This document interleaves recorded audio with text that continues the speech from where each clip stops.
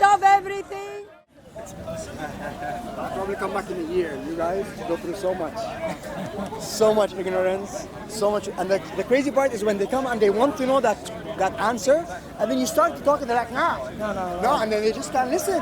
They just can't hear you give a step-by-step scientific method style explanation. They just can't take it. You get halfway through and then they switch. No, what about this thing? What about that? And it's like, you never give a full answer. Yeah. God bless you guys for what you do. I mean, from the bottom of my heart. I'm going to leave in like 40 minutes.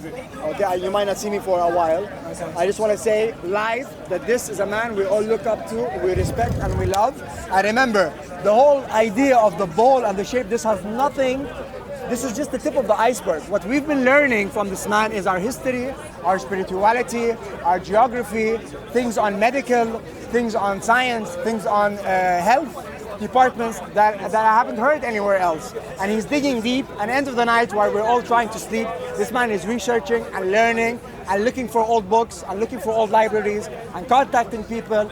And he has challenged the status quo.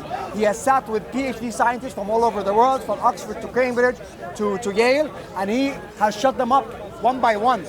So I want to tell you, on behalf of this world, we owe you a big thanks and a lot of love for your courage, for your consistency, and like I said, this is just the beginning.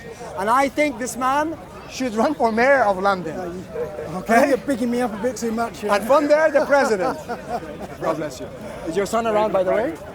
No, he's up in Manchester. Okay. I'd love to meet him one day also. Oh, one day. One day he'll come down here and 100%. do this. Yeah.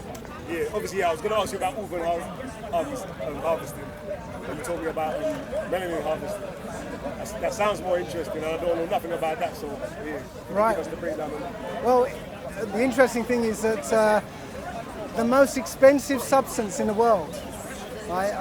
Most people don't know what it is. They might think it's gold or platinum, but it isn't. It's actually melanin. It's last time I looked, it was something like $369 a gram, which is like 10 times the price of gold. Okay.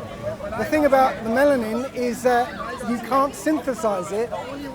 It can only be harvested from a body. Yeah? How does that work? Because I thought like melanin was just like a pigment. Well, it's a chemical that's it's in our bodies, and it causes. You can actually physically measure it and extract it. Yes. Okay. But you can't extract it from I'm not sure about this, but you can't extract it from a corpse. Or maybe you can, I don't know. But you can only get it from people. And it's interesting that in America, there's something like 1 million black people go missing every year. Just disappear. So I wonder where they're going. And sometimes you find that a body will turn up and it will be missing all its organs. And, so it's a machine. It's literally a process that's harvesting black people.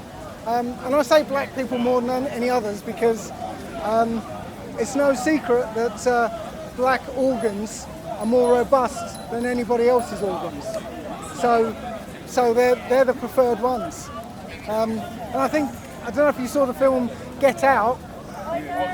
Well, they were alluding to the same thing, that black organs are the preferred ones. I think one guy said, black is the fashion these days, but it's more than fashion.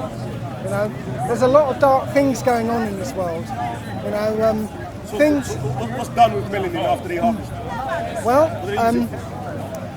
okay, this is the dark part. There are people on this earth who can't survive here naturally. They can't live for a long time naturally here, and they need help. And one way they can help themselves is with human blood.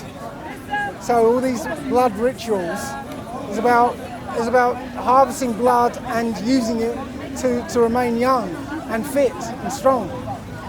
There's a substance called adrenochrome, which is adrenalized blood. So they terrify somebody to the extent that all the adrenaline, all the stress hormones are out, and literally they drink that blood, and it has some narcotic effect and an effect on their bodies. Okay. What do they do? Extract it instantly and drink it instantly?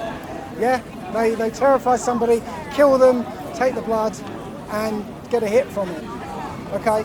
Melanin is in that category. It's there to keep them alive, keep them healthy and young. Okay. There's a difference between melanated people and how they age, and other people without melanin, how they age. Okay, very big difference. Okay, and that difference is heightened when you take away all the poisons out of this society. All the poisons that are poisoning people, shortening their lives. Yeah? If a melanated person ate right and lived a healthy life, their lifespan would be very, very much improved. And it's not just their lifespan, it's the way they age. Okay? They wouldn't age as quickly. So that's one of the properties of that melanin that people are extracting and using. So yeah, how do they actually use it though, the melanin? Well, injections and... So when they inject it, do they turn darker themselves? I know you can get this. I can't remember what they call it. Melon something that you can inject, and you'll turn dark. So there's a woman called. Oh yes, please. Sorry. A cold drink, orange or squash or something, or whatever. Not squash. Yeah, there's a woman called Marina Big, and she's a German. Oh, that one with the big fake breasts, isn't it? Yeah. So she started injecting herself with melon, and I can't remember the name of the stuff, but it's melanin. Yeah. And she started turning brown. Yeah, she's darker than me. Yeah. How did you find out this information? Well, we live in Disneyland, okay? So we get this impression of this world through the media, through all sorts of different sources like books and what other people tell us. We build our picture of this world, but this world is very different. Okay, the dark stuff that used to happen, thousands of years ago, child sacrifice and blood rituals and all that, that's still going on today, but it's just under the surface. So when you start scratching the surface and start asking questions and poking around, you're going to find this information. Right? You're going to find these news stories that come out just once and then disappear. Okay, and of somebody who died and his body was found in the desert, and he was quickly buried, but the family was a bit sort of concerned about it, so they exhumed the body and found that he had no organs in him whatsoever. He was stuffed with newspaper. Yeah? Stories like that suddenly surface and you go, oh, that's interesting. You start going along, digging around, and you find this whole underbelly of really dark stuff. So yes, it only takes you to look, to ask the questions and look. And this is what I'm out here doing, and many of us are out here doing, is getting you to stop and have a look, ask questions. Have you questioned the banking system of this country? Absolutely. I was asking a few people about money today, if they could explain what money is and how it works in this country. How it works in most of the world. Yeah, there is no money as such. Yeah? Come take over everything from your melanin. Come, man, say it straight. Man, don't listen to BBC. Man, don't listen to ITV. Most of the world is fiat-based, which is paper supposedly representing money. Yeah? So if you look at your paper notes, somewhere it will say, I promise to pay the bearer the amount of £10. £10 of what? Yeah?